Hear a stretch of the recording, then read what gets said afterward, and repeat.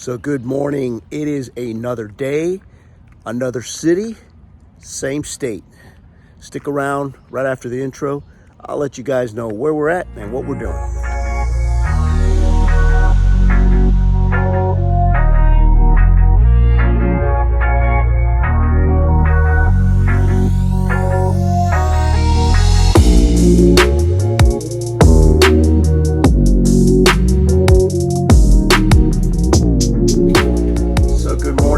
And welcome back to the channel. As I mentioned right before the intro, new town, new day, same state. So we are still in Tennessee, and in keeping with our business mindset, we have moved on. We are currently at a campground called Creekside RV Park. I'll get into that a little later, but we are in Pigeon Forge, Tennessee. Now, are we looking to live in Pigeon Forge? Not really. If you're not familiar with the area, it's a little bit of a tourist trap, a little way too busy. For that, I just stay where I'm at. But we found that this would be a good place for a home base while we visit the areas of Newport, Cobb County, Kodak, Sevierville, those areas which are just about 10, 15 miles outside of the Pigeon Forge area.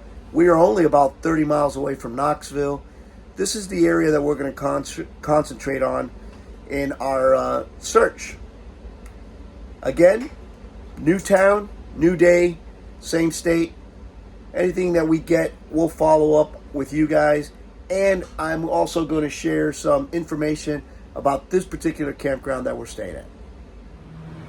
All right, so what's up, guys? It is another day here. Been a long week. Here in Pigeon Forge. It is another day. It happens to be our last day here. We've been busy last few days. Like I told you guys, it's been strictly business, looking at properties all over numerous areas, mostly outside Pigeon Forge. Because like I mentioned to you guys once before, Pigeon Forge to us is a little touristy. It's a little busy. Not necessarily exactly the kind of area that we want to move to. I don't know. There's not really much to say about that. It's just very busy. And although Pigeon Forge has a lot of nice areas outside the city limits, it's still pretty close. However, we did look at some areas around the Sevierville area, which is just outside Pigeon Forge. We also went to a town or a city called Dandridge. Very nice area. We really liked it there. It's an area that not only has mountains, it also has lots and lots of lakes and properties that are surrounded by lakes. Once again, it is nice. However, along with water and stuff like that comes higher prices. So we are kind of picky in what we're looking for. Not necessarily one specific thing. So the purpose of our trip is not necessarily to find a specific house or a site. We're basically looking at areas that we'd like, that we'd like to move to. So in order to do that, you have to actually go out there and drive around, and we have put some serious miles in the last week. Like I mentioned, Dandridge, Pigeon Forge, Sevierville, a little town called Kodak, which we actually loved also. We have some friends that live in Kodak, Mabel and Danny. He was on the job with me back home, and now they live up here in Tennessee. We got to spend some time with them, which was actually awesome. That town that they live in, Kodak, is really nice. That's another area that we really liked. And also, just west of Sevierville, or just west of Pigeon Forge, there is one area that we are looking at, specifically a lot that is there, that we have a realtor keeping an eye on it for us. It's in an area called Wares Valley, which is just outside Pigeon Forge, about 10 minutes outside Pigeon Forge. And we really like that area. But the search will continue. Tomorrow we get on the road, and I'll get to that in a second. But the search is still on. The one problem that we are running into, and don't get me wrong, we are doing our research, but I will tell you something, it is a learning curve needed here. We are learning really, really quick that we need to be very careful when we read the descriptions on the listings, on the realtor listings. For instance, I'm from Florida. Myrna's from Florida. When we look for a property in Florida, there's one variable that you really don't need to worry too much about, and that's topography, or the type of land that you're dealing with. In Florida, pretty simple. It's flat. Here, you got to really read the descriptions. And let me tell you something. Some of these real estate agents are very, how shall I say this? They're very vague in the description when it comes to the difference between a slope, rolling, flat, and absolutely downhill. If you read a description and it says slopey, be very careful. And I'll give you an example of that. The other day, we found a property. Here, let me show you this. All right, so still out here, doing business like we said. Just to give you guys a little perspective on the issue that we're running into. So we're out here in a little city called Kodak, a few minutes away outside Sevierville, 23 miles outside Knoxville. This is the kind of situation that we're running into.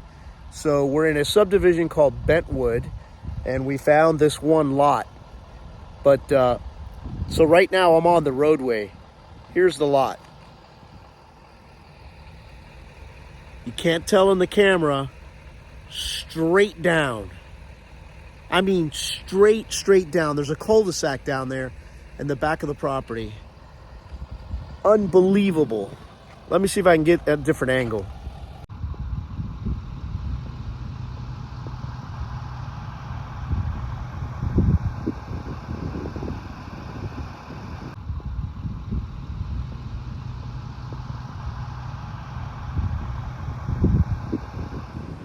Now, we ran into that problem multiple times. In that one development, which we actually liked, they had 3 sites there for sale in that one development. I want to say it was called Bentwood. Bentwood subdivision. They had 3 properties. We went there for that one property that I just showed you, that was just incredible. That was just, I mean, honestly, let me tell you, whichever architecture comes up with a plan for a house on that lot, the guy's got to be a magician. The guy's got to be a magician, and I'll tell you why. Because the front yard of your house may be equal to the road, but you're going to be, depending on how deep your house is, you're going to be 100 feet off the ground in the back. So very interesting what realtors here in Tennessee call rolling or hilly. That's not a hill. That's a cliff. For us from Florida, that's a cliff. But that's it. That's where the problem we're running into in some of these properties. But it's exciting. It's exciting to go out there and start looking for future endeavors. That's what we're doing right now. Like I said, tomorrow we are off to a new town. We're still going to stay in Tennessee, but tomorrow we're going to be heading to a small town called Sparta, Tennessee, and we're staying at a campground, which I believe it's called Whispering Pines or Whispering Falls. I'm not sure. I'll get back to you at another date with that specific site, or a specific campground. But we're staying in a small town called Sparta, and we're going to be looking at land in that area, the area of Sparta. Also, we're going to be looking at Cookeville, Tennessee. We're going to be looking at Crossville, Tennessee. And we're going to be also looking at Monterey, Tennessee. Now, each one of those towns, respectively, is about an hour either away from Knoxville, Chattanooga, or Nashville. It's sort of like right in the middle of that Tri-City area. So you can go, any way you want. If you go south from this area that we're looking at starting tomorrow, you go to to Chattanooga. If you go west, you go to Nashville, and if you go east, you go to Knoxville. So this is one of the areas that I'm really focused on. I really like that area. Murda, not so much, because you're too far from a major city. Although Cookeville is a pretty big city. They got all the major stores. They got 3 hospitals. They got basically everything you could ask for, and you're still within an hour of a major city. So that's where we're heading off tomorrow. Now, as I've been doing since we started season 3, I'll give you guys a little rundown on this campground that we're at, Creekside Campground. Now, as far as size is concerned, it's a pretty small campground, but it has 112 camping spots in it. I don't have any camping spot. We're in campsite 18. There's nothing really that jumps out at you here. There's camping right along the Creekside, hence Creekside RV. But those are fairly small, although there are 1 or 2 sites there that are big enough for us. Those are okay. Everybody's pretty jammed together. I mean, the sites here, depending on which one you got. We got site 18. It's like Tetris. When I was putting the camper into this area, I had to watch out for the sewer and the power pole and a light pole and a tree, and to make sure my awning could open and to make sure the slides could open. I mean, it was pretty tricky. Site number 20 is actually pretty good. You're in shade all day, so that's a good site. But let me tell you this. Sites 1 through 20, if you're okay with road noise, then those are good sites. But they back up to Henderson Road, which is a very, very busy road. We're from Florida, so the road noise to me is sort of like, it's like background music. It really doesn't bother us. But they're okay sites. They have 5 pull-through sites. The comfort station is amazing, super clean. They have a pool, and they have a small convenience store up at the front of the campground. So it's not a bad campground. You are 2 minutes away from the strip. It is very busy around this area, but if you're into that kind of stuff and you like it, this is not a bad campground. So that's it. That's my review on Creekside. I do give it a thumbs up. It's not a bad place. Obviously, Pigeon Forge is not a bad place to come visit. The amenities they have here and the tourist stuff that they have here to do is it's incredible. We're a little bit over it already. We've been here a bunch. But it is recommended. It is a nice place to come.